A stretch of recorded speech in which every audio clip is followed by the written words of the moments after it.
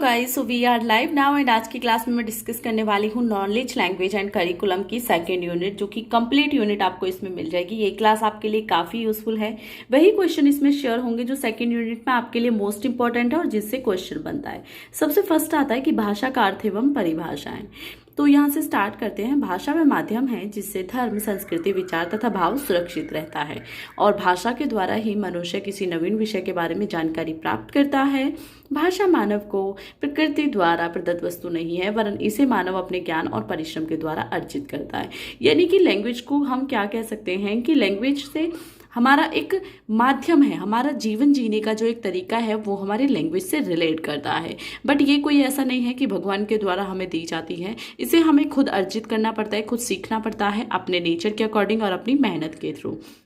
यहाँ से अगर मैं देखूँ, इसकी जो इम्पोर्टेंट पॉइंट है वो है कि जब किसी विषय पर मानसिक चिंतन करते हैं तो हमारी सोच भाषा का रूप लेकर सामने आती है। यानी कि हम जो सोच रहे हैं वो हम किससे रिप्रेजेंट करेंगे, अपनी लैंग्वेज से ही रिप्रेजेंट करेंगे। और भाषा में विचार अंतर्निहित होते हैं। इस तरह हम कह सकते हैं चिंतन और भाषा में घनिष्ठ संबंध है, चूंकि चिंतन को व्यवहारिक रूप में हम भाषा से अलग नहीं कर सकते। और अगर ये आपके बेसिक लैंग्वेज है तो यहाँ तक आपका बेसिक इस टॉपिक में करना है। देन नेक्स्ट पॉइंट पे मूव ऑन करते हैं। भाषा की परिभाषाएं क्या क्या है। तो बाबूराम सक्सेना के अनुसार भाषा से तात्पर्य विचारों एवं भावों का व्यक्तीकरण प्रमुख रूप से स्रोत, कहा, ध्वनि, चिन्हों में प्रमाणित होता है और गौण रूप से दर्शन, संकेत या स्पर्श द्वारा गाह मुद्रण में होता है। सीताराम चतुर्वेदी के अनुसार भाषा के आविर्भाव से समस्त मानव मंडल गूंगों की विराट नगरी बनने से बच गया और इसी के परिणाम स्वरूप जीव मंडल में सर्वोच्च स्थान पाया। भोलानाथ तिवारी ने इसके लिए कहा, भाषा निश्चित प्रयत्न के फलस्वरूप मानव के मुख एवं वाणी से संतृप्त व सार्थक ध्वनि सम्मिश्र है, जिसका विश्लेषण और अध्ययन किया जा सकता है। यानी कि सेम जो मैंने अर्थ में समझाया कि हमारे विचारों को कैसे हम दुनिया के सामने रिप्रेजेंट करते हैं, उसे हम भाषा कहते हैं। अब देख लेते हैं भाषा की प्रकृति। इस पे आपका लॉन्ग क्वेश्चन आता है। इस यूनिट से जो भी क्वेश्चन आए हुए हैं लास्ट 10 ईयर में, वो सभी मैं कंप्लीट इस वीडियो में शेयर कर दूंगी। तो आपको पूरी वीडियो देखनी है, वीडियो को स्किप नहीं करना। अगर आपने स्किप कर दिया तो आपका इंपॉर्टेंट टॉपिक रह जाएगा और आप कहोगे कि मैंने वो आपको बताया नहीं था। जबकि इस टाइप से हर एक सब्जेक्ट की मैंने क्लास शेयर की और वो आपके लिए काफ़ी ज़्यादा इंपॉर्टेंट है। तो आप प्लेलिस्ट भी चेक कर सकते हो। अब यहाँ पे भाषा की प्रकृति क्या क्या होती है, सबसे फर्स्ट देख लेते हैं। भाषा वातावरणीय होती है, वर्षानुगत नहीं। यानी कि भाषा क्या है आपकी, वो आप वातावरण के अकॉर्डिंग ग्रहण कर सकते हो। ऐसा नहीं है कि जो आपके मम्मी पापा बोलते आ रहे वही भाषा बच्चा भी बोलेगा, बिल्कुल नहीं। अगर उनके मम्मी पापा आपके होने से पहले इंग्लिश यूज़ करते थे और आपके सामने हिंदी यूज़ करते तो आप हिंदी ही सीखोगे, ना कि आप इंग्लिश सीखोगे। तो वो आपके वातावरण पर डिपेंड करती है। जैसा एनवायरनमेंट आपके आसपास होगा उसी को बच्चा सीखता है। सेकंड है भाषा विचार की अभिव्यक्ति है। सेम हम क्या महसूस करते हैं, हमारा हंसना हो या हमारा रोना हो, वो हम भाषा के द्वारा ही दुनिया के सामने रिप्रेजेंट कर सकते हैं। थर्ड पॉइंट, भाषा अनुकरणीय होती है। यानी कि भाषा को सीखा जा सकता है। भाषा ग्रहणशील होती है और ठीक मानव मस्तिष्क के समान, जिस प्रकार मानव मस्तिष्क किसी भी घटना तथा परिवर्तन को तुरंत ग्रहण करने की क्षमता रखता है, उसी प्रकार भाषा भी नवीन शब्द, लोकोक्तियां, मुहावरे आदि को ग्रहण कर लेती है। फोर्थ पॉइंट है भाषा परिवर्तनशील होती है। यानी कि भाषा स्थान के साथ बदल जाती है। किसी जगह कोई भाषा यूज़ की जाती है और उससे दूसरी जगह आप जाओगे तो मे बी वहाँ पे कुछ और भाषा भी यूज़ की जाती हो, तो भाषा परिवर्तनशील होती है। फिफ्थ पॉइंट है भाषा का रूप उच्चरित होता है। यानी कि मानव के पास ध्वनियों के उच्चारण के अवयव हैं, अतः वह अपने भावों को ध्वनि संकेतों के माध्यम से व्यक्त करता है।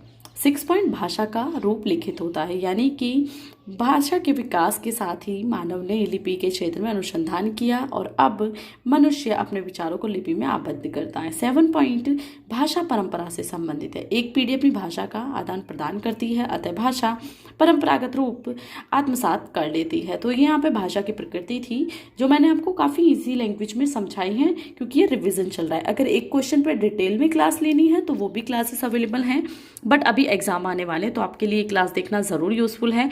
सभी सब्जेक्ट की इस टाइप से एक एक यूनिट की मैंने क्लास बनाई हुई है, तो आप सब देख लो, आपको अलग से कुछ और करने की जरूरत नहीं पड़ेगी। आपका रिवीजन बहुत अच्छे से हो जाएगा। आपने पूरी साल कुछ भी नहीं पढ़ा तो भी आप ये क्लासेस से देखिए अच्छे मार्क्स गेन कर सकते हो। अब नेक्स्ट क्वेश्चन आ जाता है भाषा का स्वरूप क्या है, यानी कि फॉर्म्स ऑफ लैंग्वेज। तो भाषा दो रूप की होती है, एक तो कथित, दूसरी लिखित। कथित भाषा किसे कहते हैं? इसे मौखिक भाषा भी कहा जाता है और सामान्य रूप से ये रहे ये भाषा अक्षरों का ध्वनिपूर्ण रूप है और साधारण बातचीत में इस प्रकार की भाषा का प्रयोग किया जाता है। यह भाषा बाल्यावस्था में परिवार एवं पड़ोस से सीखी जाती है, यानी कि हम अपनी बात को जिस प्रकार से बोल पाते हैं तो उसे हम कथित भाषा कहते हैं। और लिखित अपनी भाषा को लिपिबद्ध, यानी कि जब हम लिखते हैं तो आपने देखा होगा हमारा लिखने का एक तरीका होता है। हम किसी लाइन को बोलते तो बहुत इजी वे में है, जैसे कि अभी मैं आपको हर एक टॉपिक को कम वर्ड्स में इजीली समझा रही हूँ, बट उसमें जो लिखा हुआ है बुक में, समझा तो मैं बुक में से देख के रही हूँ, बट अंतर क्या है? कथित रूप में और लिखित रूप में अंतर होता है। लिखना हमें एक तरीके से होता है, उसमें हमें काफी लिपिबद्ध कर दिया जाता है। क्लियर हुआ? तो ये भाषा के दो स्वरूप आपके लिए इंपॉर्टेंट थे। अब यहाँ पे जो नेक्स्ट इंपॉर्टेंट क्वेश्चन आता है वो आता है भाषा विकास को प्रभावित करने वाले तत्व। ये क्वेश्चन आपका लॉन्ग में आता है। तो कौन कौन से तत्व भाषा विकास को प्रभावित करते हैं? सबसे फर्स्ट बुद्धि। किसी बालक की बुद्धि कितनी है, उसने कब से बोलना स्टार्ट किया, तो वो उसकी बुद्धि पर डिपेंड करता है कि वो शब्दों को किस प्रकार बोलेगा, किस प्रकार उच्चारण करेगा, शुद्ध करेगा या अशुद्ध उच्चारण करेगा। इसके लिए टर्मन इस बात को नहीं मानते कि मानसिक मध्यता का प्रभाव भाषा विकास पर पड़ता है, यानी कि अगर कोई बच्चा मानसिक रूप से द्वंद है तो जरूरी नहीं है वो भाषा सही प्रकार से नहीं बोलेगा। ऐसा भी हो सकता है कि मेंटली बच्चा अनफिट है फिर भी उसकी लैंग्वेज जो है वो काफी अच्छी रही। तो ये टर्मन का कहना था। सेकंड है लिंग भेद, यानी कि मनोवैज्ञानिक के आधार पर निष्कर्ष निकाला कि लिंग भेद भी भाषा को प्रभावित करता है। प्राय देखा जाता है लड़कों की तुलना में लड़कियां जल्दी बोलना स्टार्ट करती हैं, तो लिंग भेद भी आपके जो भाषा विकास है उसे प्रभावित करता है। थर्ड पॉइंट है कई भाषाओं का प्रयोग। जहां पारिवारिक सदस्य द्वारा एक से ज्यादा भाषा का प्रयोग किया जाता है वहां के बच्चों की भाषा विकास के क्षेत्र में रुकावट आने लगती है, यानी कि बच्चे समझ नहीं पाते उन्हें कौन सी लैंग्वेज सीखनी है। क्या होता है, अगर बहुत सारी लैंग्वेज यूज की जा रही है किसी बच्चे के सामने फॉर एग्जाम्पल, तो कभी वो एक भाषा को ग्रहण करेगा, देन वो दूसरी भाषा को ग्रहण करेगा, तो किसी एक भाषा का निश्चित विकास नहीं हो पाएगा। और इसलिए कई भाषाओं का जो प्रयोग अगर घर में किया जाता है तो वो भाषा विकास को प्रभावित करता है। नेक्स्ट पॉइंट है सामाजिक आर्थिक स्थिति। समाज कैसा है वो डायरेक्टली आपकी भाषा को प्रभावित करता है। अगर दो जुड़वा बच्चे हुए हैं और उन्हें अलग अलग समाज में रखा जाए जो कि विरोधी है, एक में गलत लैंग्वेज का यूज किया जाता हो, एक में सही लैंग्वेज का यूज किया जाता हो, तो दोनों की जो भाषा है वो अलग अलग रहेंगी, यानी कि उन पर समाज का असर डायरेक्टली पड़ेगा ही। तो जो अच्छे समाज में रहता है वो अच्छी लैंग्वेज यूज करेगा, जो अच्छे समाज में नहीं रहता वो अच्छी लैंग्वेज यूज नहीं करेगा। तो आर्थिक सामाजिक स्थिति जो है वो भी डायरेक्टली भाषा को प्रभावित करती है। कुछ पॉइंट नेक्स्ट पॉइंट इसमें परिपक्वता।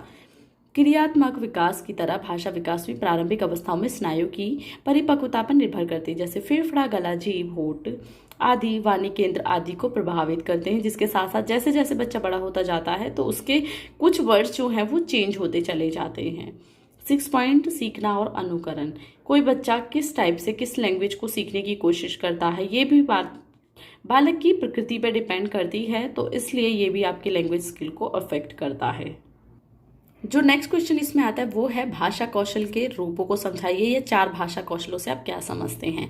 तो सबसे पहले हम भाषा कौशल देख लेते हैं, काफी इंपॉर्टेंट टॉपिक है।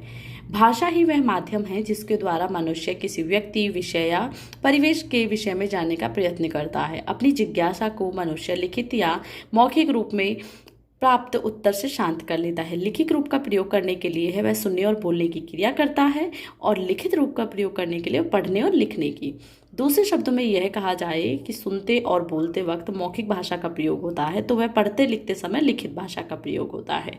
अब इसके कौन कौन से स्किल्स हैं या कौशल हैं, वो है श्रवण कौशल, पठन कौशल, मौखिक व्यक्तिगत कौशल या लेखन कौशल। इन सभी कौशल पे एक एक पे डिटेल में क्लास बनाई हुई है, वो भी देख सकते हो, बट यहाँ पे रिवीजन चल रहा है तो यहाँ पे भी मैं कंप्लीटली शेयर करूंगी।